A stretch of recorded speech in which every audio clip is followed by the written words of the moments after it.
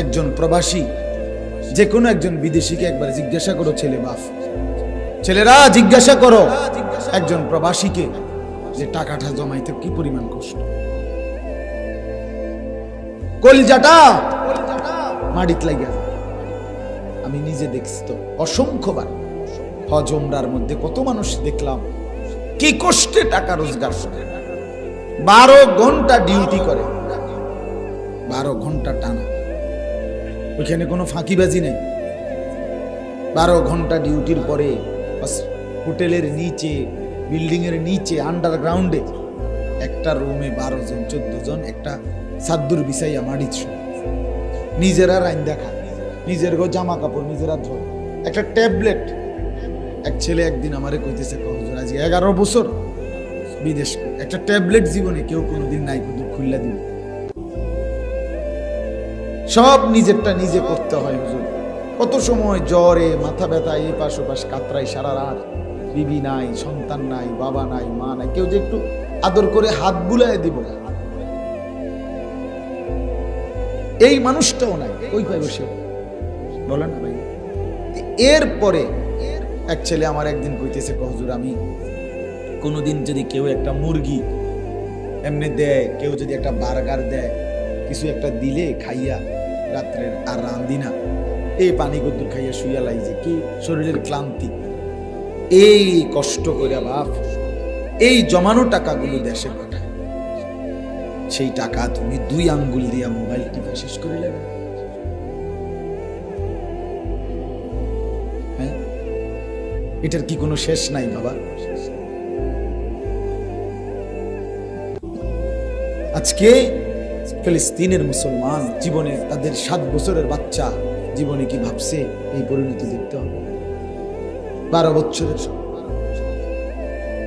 লাশটা পর্যন্ত দাফন করতে দিচ্ছে, পানি নাই, বিদ্যুৎ নাই, তেল নাই, কিচ্ছু নাই, কিচ্ছু। এই পৃথিবীতে বর্তমানে এটা কোনো নূহ নবীর ঘটনা না, কথা বোঝেন নাই আমরা, এটা কি নূহ নবীর ঘটনা?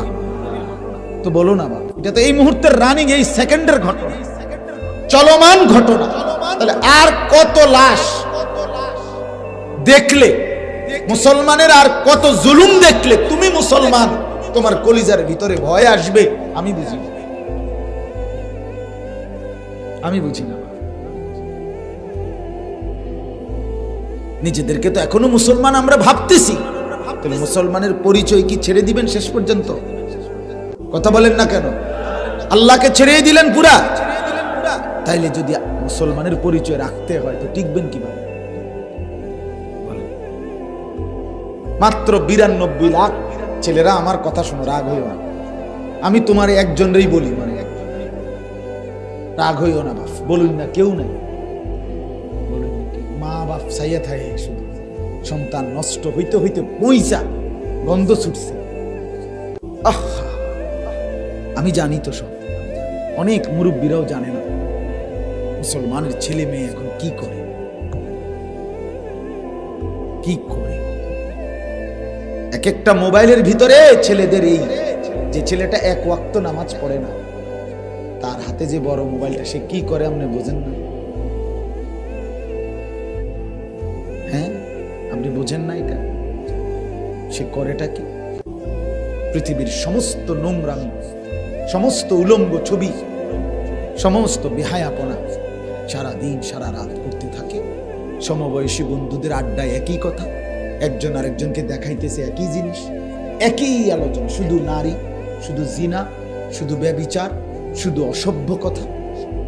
আমি একদিন পদ্মা সেতু পার হইয়া মাহফিল থেকে রাতের 2টা 2:30 বাজে আপনার পার হইয়া এক জায়গায় থামছি, চা খাবো, রাত বাজে তখন 2:30। তো চা দোকানের পাশে না হইলেও 100 মোটর সাইকেল, এই রাতের 2:30, প্রত্যেকটা মোটর সাইকেলে আপনার সব 2টা লোক, সব বুড়ি যুবক, এবং অধিকাংশটাতেই একটা একটা মেয়ে আছে। আমি এক নজর তাকায় দিয়েছি, এই কয়দিন আগে। এরপরে চা খাইতে খাইতে আমি যেন বসা, এক পাশে বসে চা খাইতেছি আমি চুপচাপ। বিশ্বাস করো ভাই, আমি শুনলাম যে এরা যে কথা কইতেছে, মানে এত বিশ্রী কথা, কুত্তা এই কথা বলে।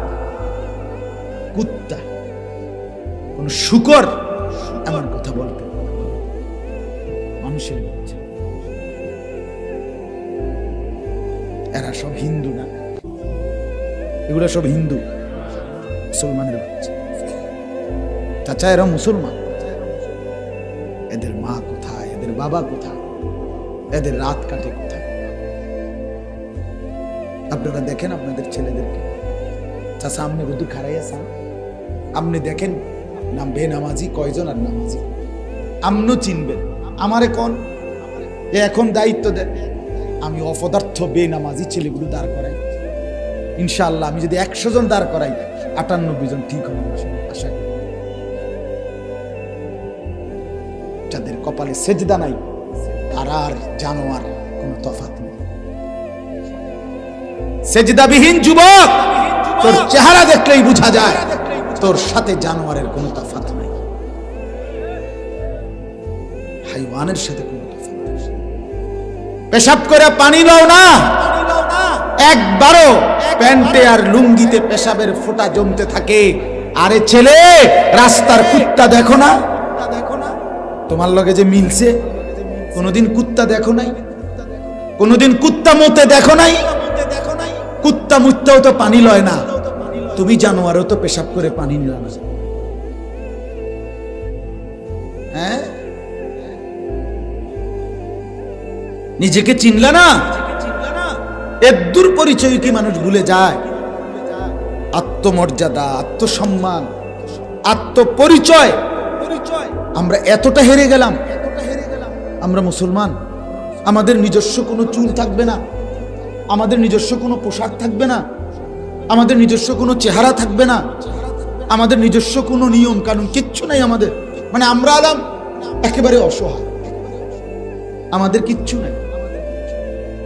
আমাদের চুল কাফেরদের থেকে নেই, আমাদের সাজগোজ কাফেরদের থেকে। আমাদের মায়েরা, আমাদের বোনেরা সাজতেছে বেঈমানকে দেখে দেখে, আমাদের ছেলেরা ডিজাইন করতেছে বেঈমানকে দেখে। একটা ছেলে কও ভাইয়া, সেলুনের দোকানে যে চারদিকে চুলের কাটিং লাগানো থাকে, একটা কোনো মুসলমানের চুল? বলো না বাপ, বলো। তোমার বিবেকে কি এদ্দুর?